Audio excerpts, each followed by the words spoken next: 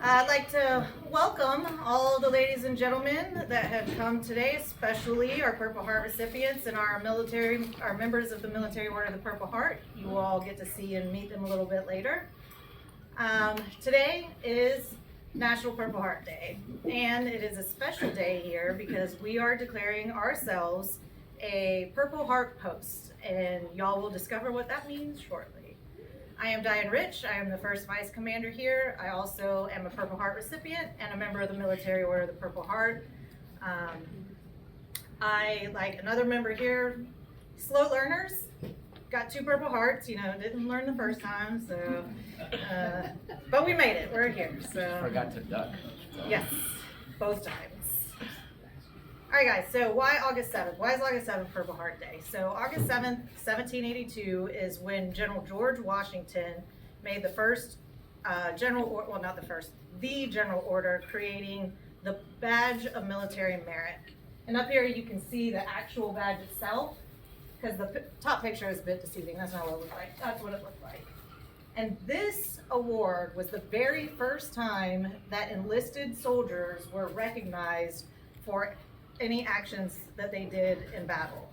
Prior to this, the only way they were recognized was getting a promotion or a field commission to become an officer. So this is the first actual award any enlisted soldier got. The first 3 soldiers to receive this from General George Washington was Sergeant Elijah Churchill, Sergeant William Brown, and Sergeant Daniel Bissell. And all 3 of those were awarded in 1783. Unfortunately, those are the only 3 members that we know of that received the Badge of Military Merit. George Washington's Book of Merit was lost, so nobody knows who else received them. But these 3 guys did. So the badge fell out of use and stopped being given. In 1927, the Army Chief of Staff, General Charles Summerall, asked Congress to revive the badge. They said, no thank you. I can't hear you in the back. Oh, I can talk louder. I didn't know that. I can just talk louder. You don't need no microphone. Too easy. I will speak to the person in the back. All right, so in 1927, the Army Chief of Staff, General Charles Summerall, asked Congress to bring back the Purple Heart. He said, let's do it again. They said no. So the person who took over after him as Army Chief of Staff was General Douglas MacArthur, which I think most people have heard of. He said, hey, George Washington's 200th birthday is coming up. Let's go ahead and revive the badge. Let's bring it back. And they said, hey, that sounds like a great idea. So on George Washington's birthday, February 22nd, 200 years after the day of his birth, they renewed the Purple Heart and they changed it. Instead of being for merit, it became for being wounded by enemy action. Anybody want to take a guess of who received the first renewed Purple Heart? General Douglas MacArthur. Yes, and that was for wounds he received during World War I. All right, so many people have heard of the Purple Heart, but don't know what the heck it is given for. Everybody just knows, oh, that's important. So let's talk about who receives the Purple Heart. Anybody who is wounded or killed in action as a result of interactions with the enemy. So anybody wounded by a hostile act, I didn't know this part, anybody wounded by friendly fire as well. That friendly fire has got to be with our side trying to injure their side and something bad happens to one of our guys. It can't be like, oh, I fell off the 5-ton and hurt myself trying to hurry up and get cover. That doesn't count.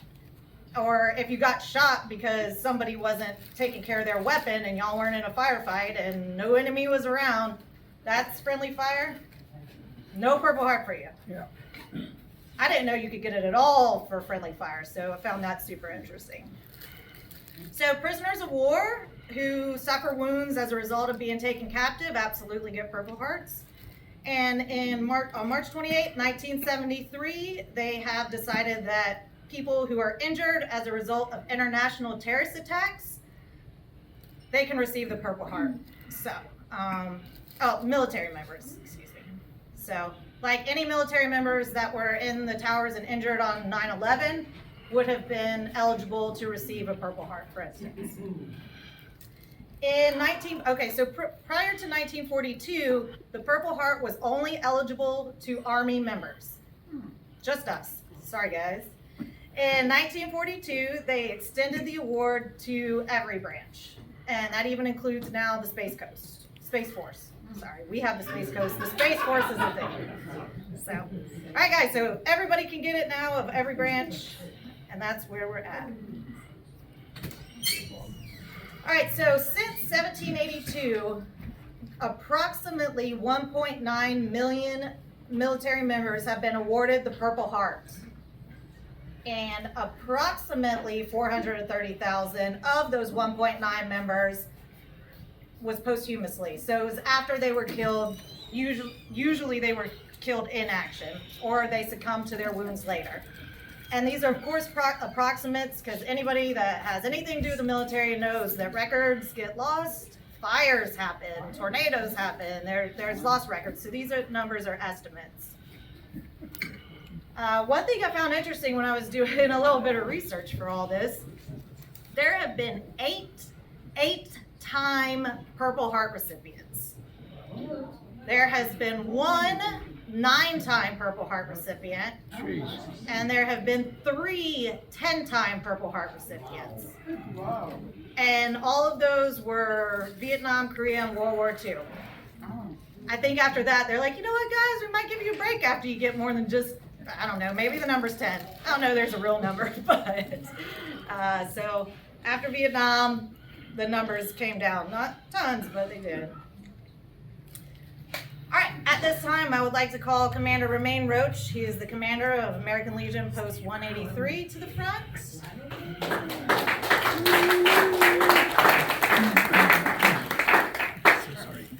I would also like to call our representatives from the Military Order of the Purple Heart up front. Oh, here, stand up for the flag. I know we don't have a lot of room. Oh. All right, so we'll just have Lou right now. All right, please, do y'all mind coming in front of the podium? Come right here so everybody can see you guys. All right, so this is Command Sergeant Major retired Lou Barnes.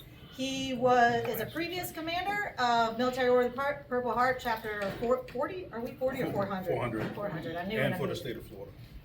I know. So, okay, all right. I was working backwards. Thank you. Yeah. So he was also a previous Department of Florida commander for the Military Order of the Purple Heart. So thank you very much, Lou.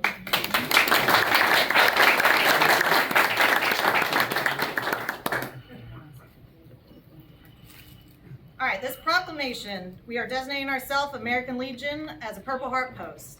Whereas the American Legion Old Glory Post 183 has great admiration and the utmost gratitude for the men and women who have honorably served the United States of America in the armed forces, especially those who were wounded or made the ultimate sacrifice in combat.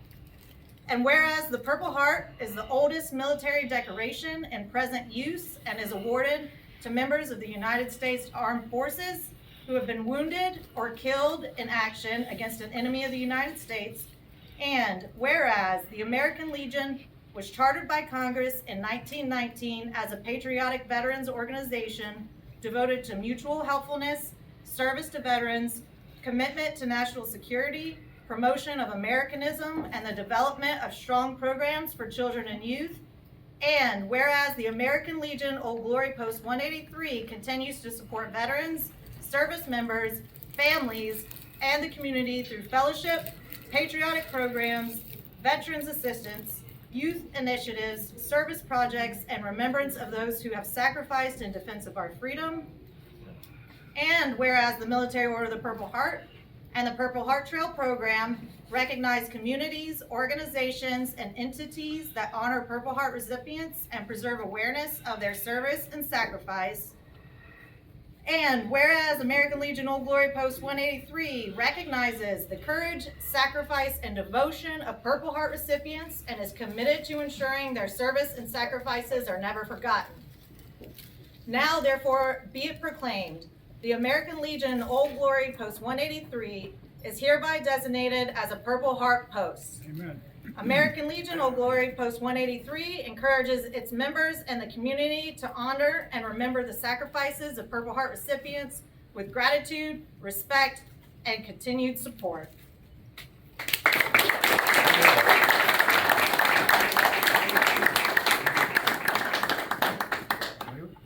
Thank you, sir. Thank you. I have something for you as well. So again, my name is Lou Barnes. Can everybody hear me all right? Yes, sir. All right. Yes, thank you. So I just want to say that I was happy that this is taking place. So when Diane reached out to Rich Sloan, who was our previous adjutant, I was like, I'm going to get off work and I'm going to be there. So this is a great honor for us to be a part of this great occasion. So we want to present a plaque to you. It says the Military Order of Purple Heart special recognition is bestowed upon American Legion Post 183 for your dedication and support honoring American combat wounded veterans becoming a Purple Heart Post. Presented by the Patriots, members of Chapter 400, Military Order of Purple Heart, United States Army, United States of America. Amen.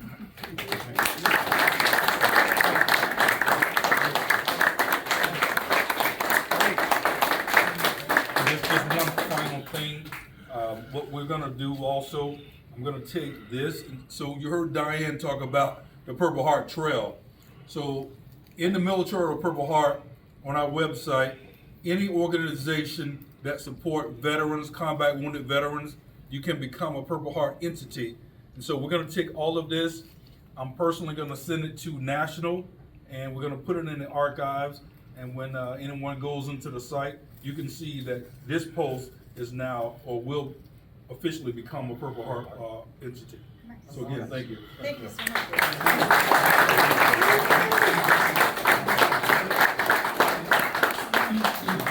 And when the presentation is done, Purple Heart and officers of the post, please remain so we can take pictures and all the fun stuff. So, all right.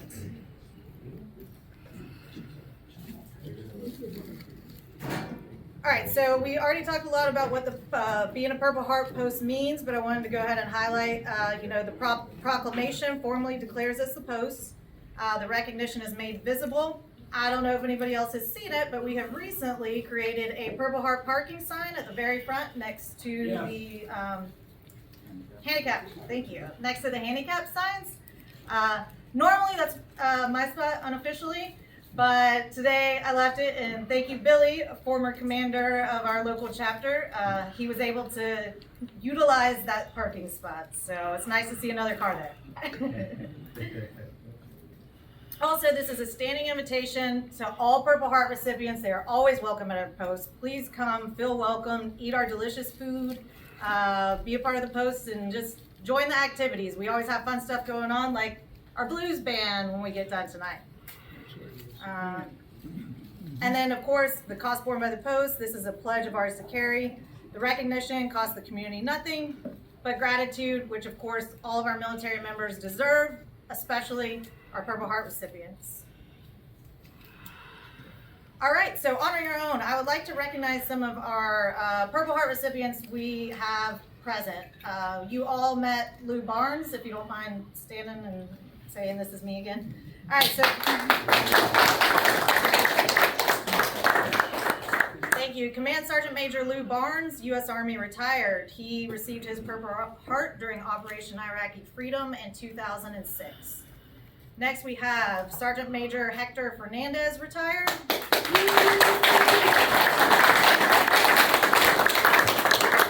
He received both of his Purple Hearts in Ramadi. Once again, like I said, a little slower, kind of makes sense for the Marine. He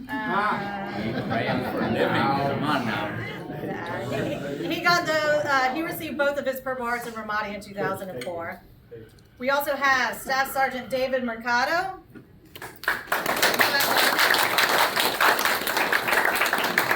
He received his Purple Heart during the invasion of Panama, December, right after midnight.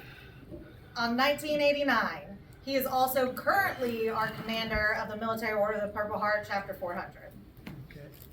We also would like to recognize I'm gonna skip around here. We're gonna finish out the Purple Hearts.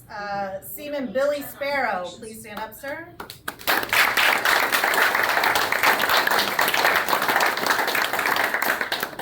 Billy was in the Navy. He received his Purple Heart in Vietnam in 68, 69. Hurrah. Also, Lieutenant Alan Sandberg, would you please rise?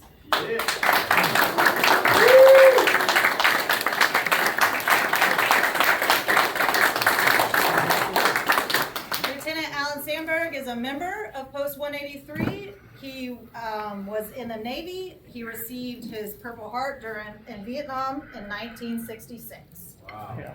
The final member that we're going to recognize is actually our lovely, beautiful Terry Drennan's father. He is deceased, but we would still definitely like to recognize him. His name is Howard Willoughby. He was in the U.S. Army. He received his Purple Heart during the Korean War. We don't know the date or rank because, once again, things happen to records and things get lost. But thank you very much, Howard Willoughby and Terry.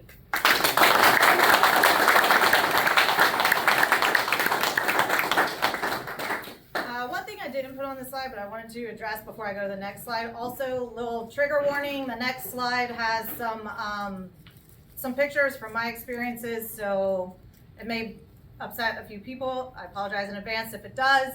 But I did want to recognize also on National Purple Heart Day, this isn't obviously just for our living Purple Heart recipients.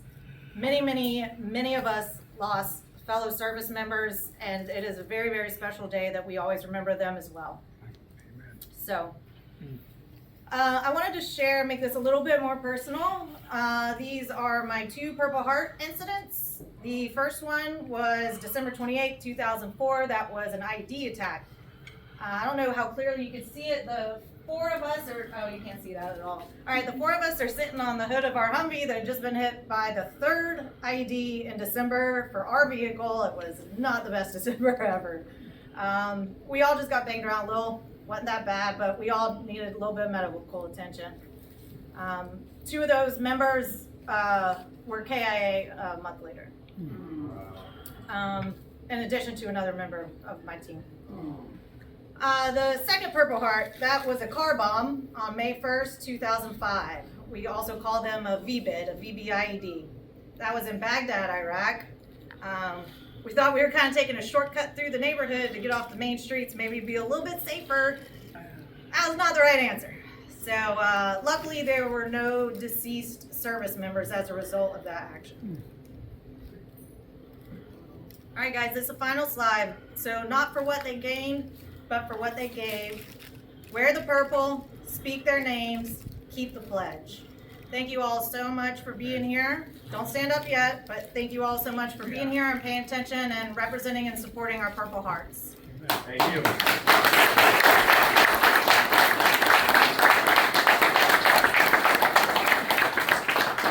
I would like to call the commander again back up here, and also the Seminole County Veterans Advisory Council. Are you a commander, president? I'm not sure. Chair, sorry. He's the chair of the Seminole County Veterans Advisory Council, Paul Bertram. Thank you, Paul.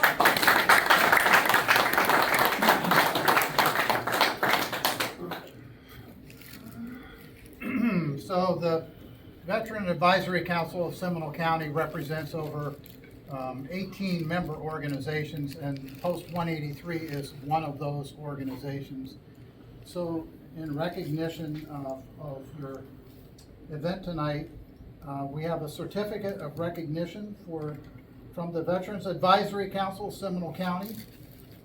It awards a certificate of recognition to American Legion Post 183 for declaring American Legion Post 183 a Purple Heart post.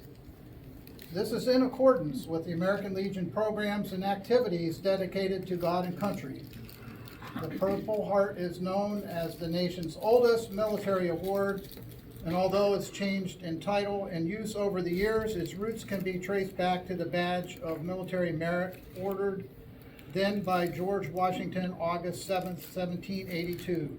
That is why the gold medal on the purple ribbon bears the profile of Washington, D.C. On behalf of the Veterans Advisory Council, Congratulations.